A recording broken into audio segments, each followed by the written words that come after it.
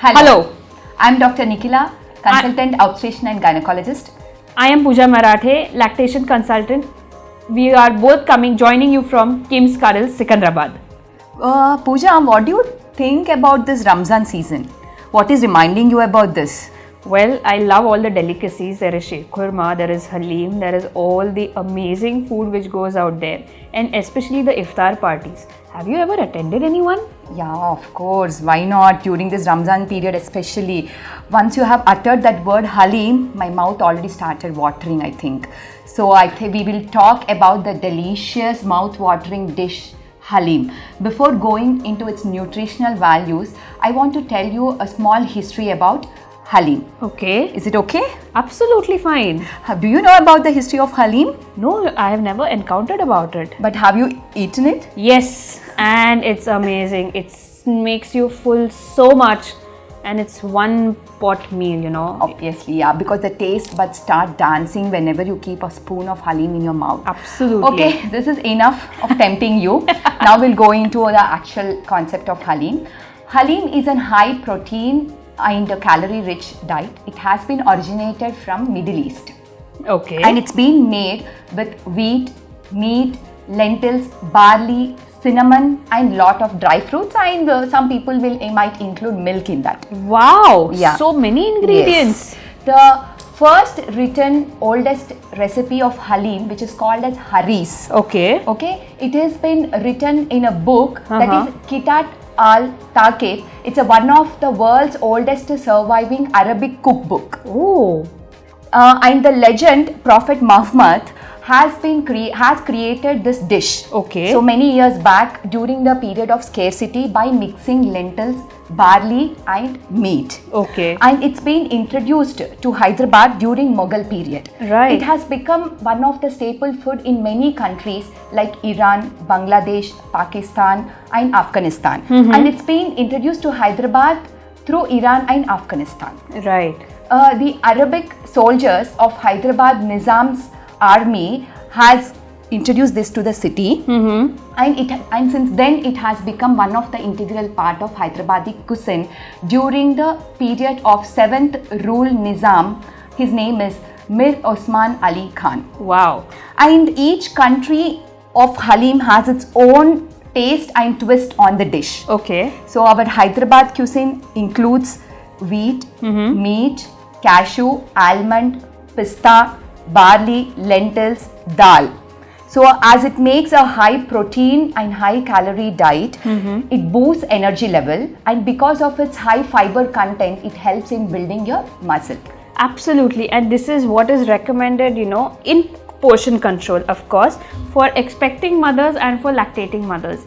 But let us deep dive into the fact of nutritional content. So, Dr. Nikila, as you go on saying the ingredient list, let's decode onto the nutritional values. Exactly. What do you say? Yes, definitely. So, the first ingredient would be meat. Wow. So, meat is especially good in cholesterol and lipids. Okay. But for a normal person who is lean and who has the capacity to take in the meat, it's basically coming as red meat. Most of us avoid red meat because it directly increases the cholesterol levels and the other associated factors of triglycerides, but especially because, you know, it can cause blockages. So instead of red meat, we recommend lean meat, and especially for expecting moms and lactating moms, meat is a good source of fat. So in small quantity, as to one time or just to have a taste, it is good. And during the festive season, we cannot say no to any particular dish. So definitely this is a yes for any person who loves eating Halim. Yes. And what about lentils, pulses? So lentils and pulses are a good source of protein. We should also understand that the digestibility issue is not there if they are cooked properly, along with some whole spices and vegetables being added. But we also have to understand that if extra fat is being added, it gets masked upon and the taste gets enhanced. Exactly. So any expecting mother or a lactating mother who is requiring proteins, for expecting mother, the protein requirement is on a higher side. for the growing fetus, and also for the because we know proteins help in building up the body. Yes, correct. Also for lactating mother, the mother is building upon proteins because recovery of her post birth is very, very important. Also the growth of the baby is through the mother's milk. So if her milk, if the mother's milk is good in proteins, good in amino acids, definitely the growth of the child will be wonderful. And one of the most important ingredient, ghee. The smell, as I have already started sensing the smell of ghee. So what do you say about that? So ghee is an important fat, part of fat, but thus comes under saturated fatty acids. As we spoke about meat earlier, ghee is one of the important aspects to be taken in a modern measured quantity. Now why I say measured, because any food which is cooked in ghee has Correct. a very different flavor and aftertaste, but excess of ghee can deposit as fat over the abdomen. So expecting mother and a lactating mother are always told, have ghee. Yes, but in a moderate quantity. It has essential fatty acids, which is also important for the brain development of the child. So there are two aspects to it, the pros and the cons. So let's deep dive into the more ingredients and to understand more. Okay, and what else ingredients do we have? We have a lot of dry fruits. Some people will add milk, cinnamon, cloves.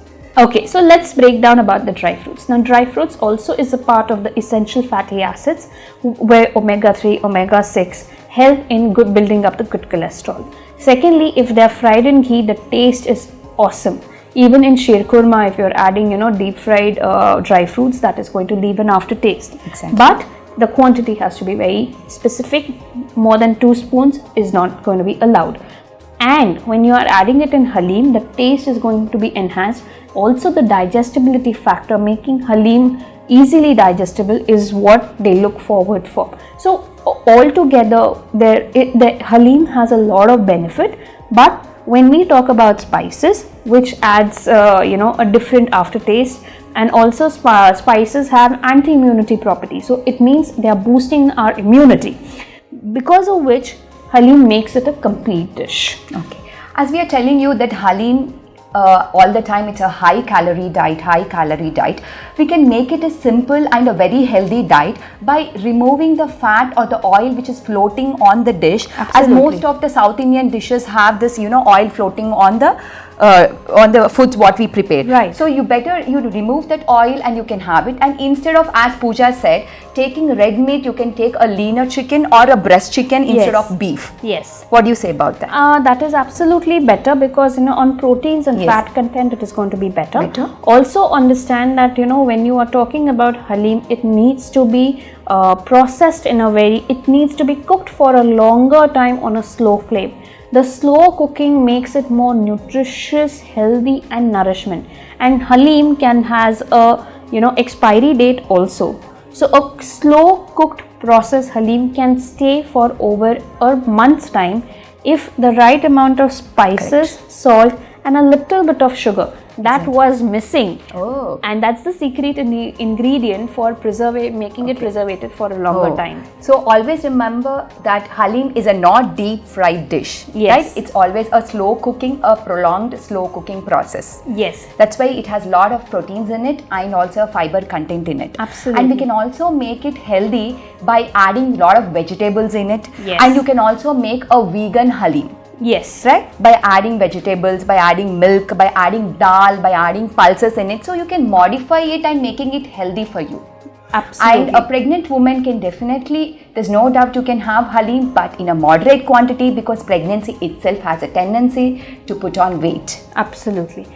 So for any expecting mother who is looking forward for understanding the holy month of Ramadan, and most of them understand that fasting should not be done. Exactly. Or they do not keep these rosas. So that is a good part of it. But ensure that you eat well, you stay hydrated, you're taking care of yourself in order to take care of the babies. And also for those people who are listening to our, seeing our video, we welcome you to Hyderabad in the holy month of Ramadan, so that you get to taste the different varieties of Halim at amazing places in Hyderabad. What do you think? Should we Obviously, go? I would love inviting you all to come to Hyderabad to have this amazing Halim, especially at Charminar. Absolutely. I was just going to say that. Shopping at Charminar, ending your day with eating Halim, that is the end of amazing spending the day, and you enjoy the vibe of Ramzan. So from the KIMS Cuddles family, we wish you Eid Mubarak, and we also feel that you have a safe and a happy time with your family, and these are the best wishes that we look forward to celebrate it with you all as well. So Halim, which is very rich in calories and proteins, can be eaten, is being eaten as a break from a day fast, and someone who is fasting from sunrise to sunset. So here I think me and Pooja are now ready. We can't wait anymore going to Charminar to have Halim. Okay? Yes, let's move. Thank you so much. Thank you so much. Eid Mubarak.